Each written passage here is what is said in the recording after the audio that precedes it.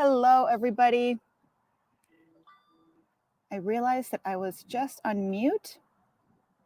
All right. Welcome, welcome. And I am back. You couldn't hear me before, but I hope that you can hear me now. I hope that you all have had a great week so far. I'm Carla. I'm a life and career coach and also a full-time RV nomad. And on Thursdays, I broadcast from wherever our casita takes us. And I share stories on better living, stories on career and life fulfillment. And today I'm broadcasting from this beautiful lake. We have been enjoying being out here outdoors. But I must confess that I'm a little bit tired. We're in this beautiful place and I'm feeling a little bit worn out. Um, Part of it is that it's been incredibly windy these last few nights. And it's probably because we're on a lake, we're in an open area. And this is a problem that you probably don't face if you have a brick and mortar house, a regular house, an apartment. But in an RV, when it's really windy, you feel it. Our RV shakes a lot. And so I have been feeling a little bit exhausted because there's been so much wind at night that I have not been sleeping the last few nights. But other than the wind, I've also realized this week that I've been feeling a little bit overwhelmed with my business. And I very much enjoy, most aspects of being an entrepreneur and running my own company.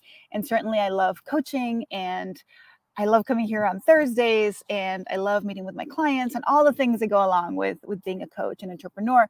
But I'm also getting to a point, I'm 6 months in where it's not all fun and games. There's hard work involved. There's a lot to do. And I normally love getting organized for the day and looking at what I have ahead of me. But lately, I've noticed that whenever I open my laptop in the morning and I look at my to-do list, I feel very anxious.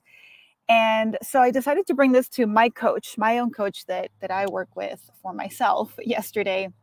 And as I was sharing with him this feeling of overwhelm that I'm sensing, one of the things that I realized, among many things, but one of my aha moments was that my method of organization needs a little bit of work.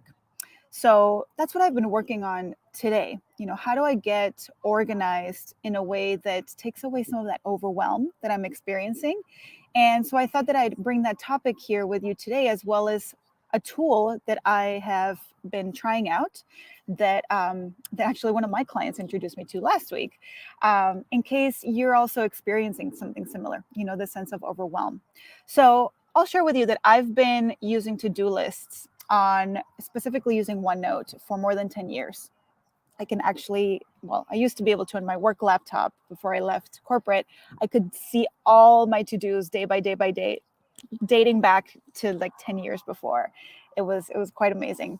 And I just love that sense of getting organized and planning. And it feels really good to know that everything's written down and check things off as I get them done.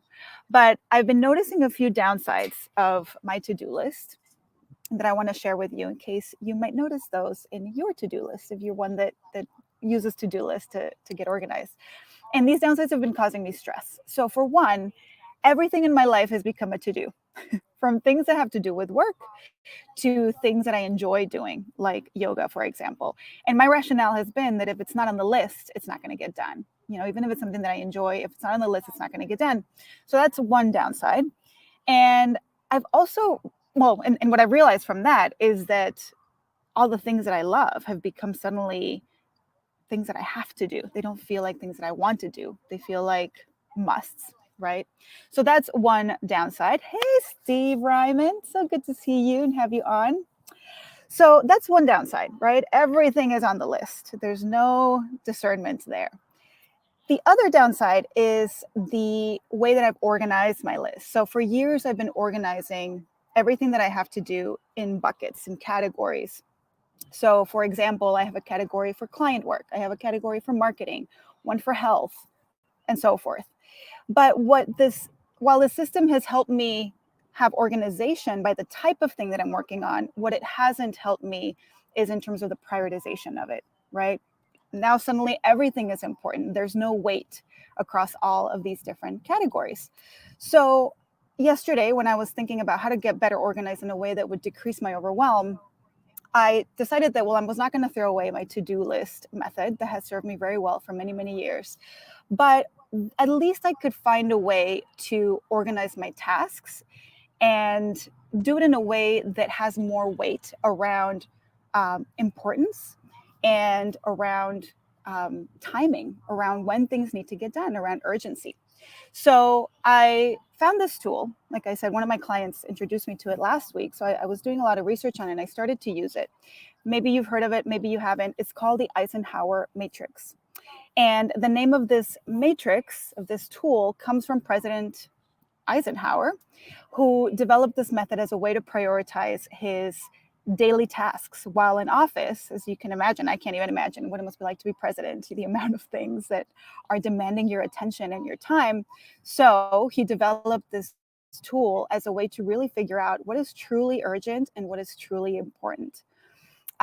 So looking through these two lenses at the things that you have to do really allows you to figure out, what do you really need to do today? What do you need to do now? And what can you postpone? What can you have somebody else do?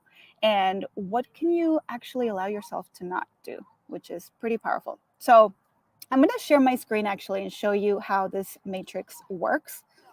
If I can figure out how to share here.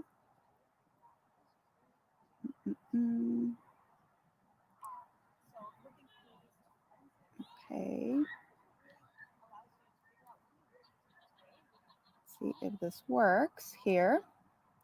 Someone is on. Can you just let me know if you see my screen? Maybe Steve? Anybody? I'm going to assume that you can see my screen. Okay. Oh, I can see that you can see my screen. Okay. So this is the Eisenhower decision matrix. And what it is it's organized on two axes, right? The x-axis is urgency, or the horizontal axis, and the y-axis or vertical axis is around importance. And so if you look at the top left bucket, that is for the items that are truly urgent and truly important. And what you want to do with items that you believe fit in there is do them now, right? They're urgent, they're important, but also they're things that you should be doing because they're important. And so you may not want to necessarily give those items to somebody else. They're items that you want to get done, whether that's get done now or get done at some point of the day today. So I'm doing mine from, I'm organizing from a daily basis. If you want to do it from a weekly perspective, fine. But it's what needs to get done soon and quickly and by you. So that's the first bucket here. The blue bucket, is things that are important, but that aren't urgent for you to do right away, right? Like in my bucket system that I had, everything seemed urgent. Everything had the equal sense of urgency. But there's items that you probably can just figure out if you want to schedule them for later, if you want to just fit them into your day as you can.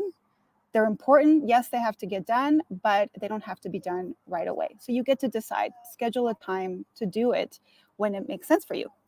Then you've got the delegate items. Do decide delegate. Delegate is items that are urgent, that do need to get done, but they're not quite as important. And therefore, chances are that you don't have to do them. Maybe there's somebody on your team. This doesn't quite work as well for me as an entrepreneur, I realize, because there's no one to delegate my items to. But if you're on a team, or maybe even at home, things that you can delegate to your husband, maybe I'll delegate a few to mine. Things that are important, yes, they need to get done, but maybe not by you. Maybe it's okay if they get done by somebody else.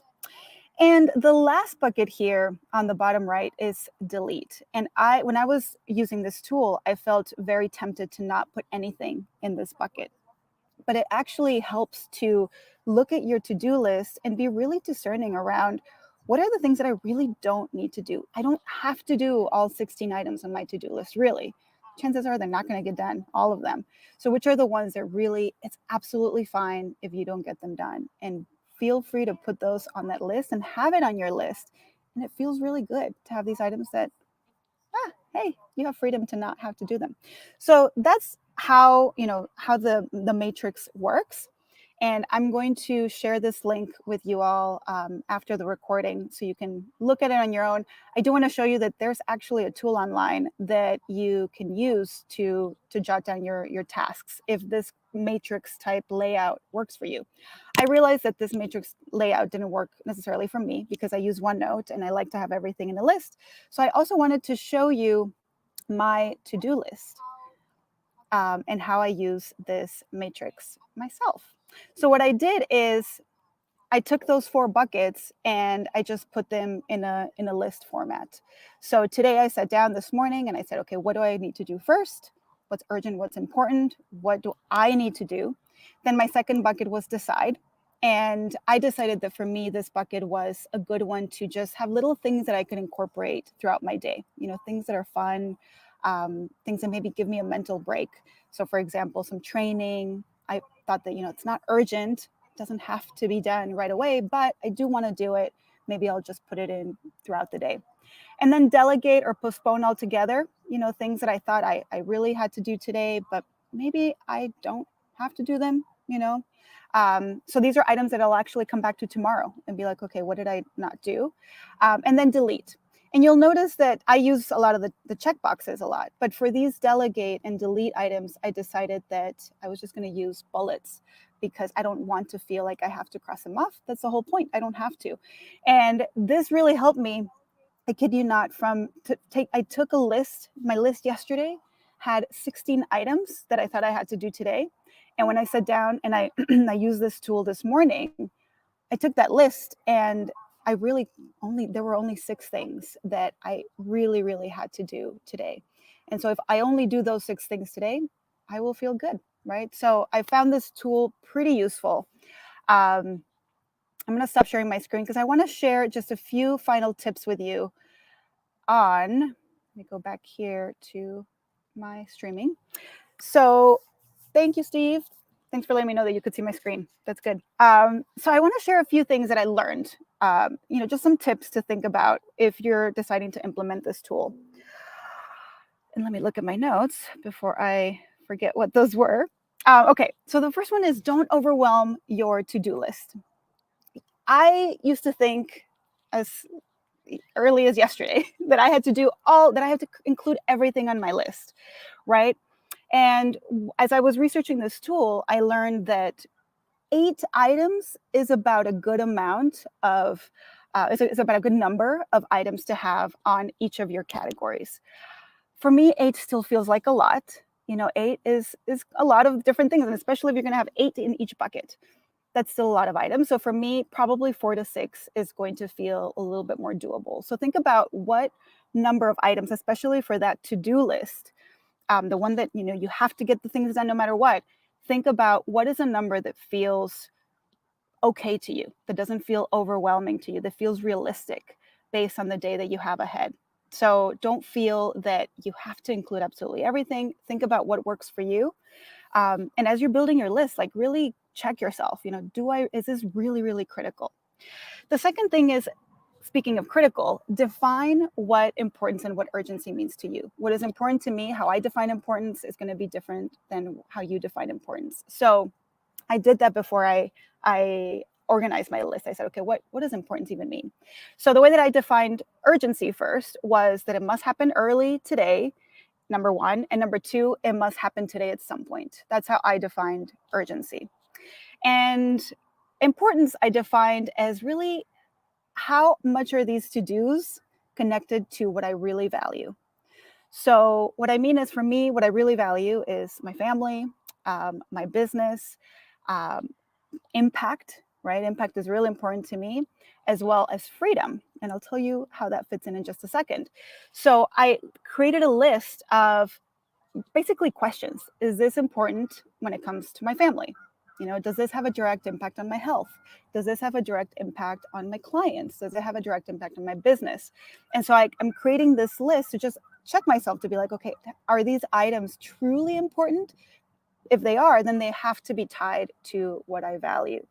And freedom was an interesting one, which I hadn't thought of. So yesterday when I was meeting with my coach and I was like, I am trying to do all the things and I'm so overwhelmed, he pointed out, he was like, well, it makes sense that you're overwhelmed because freedom is one of your biggest values. And obviously, as you have filled up your to-do list, your entire day is packed, you have taken away your freedom. So no wonder you feel overwhelmed and exhausted. And so I hadn't realized that until he pointed that out. And so now I want to also prioritize this idea of freedom. So as I'm creating my list, I'm also looking out for is this allowing me to still feel that sense of freedom?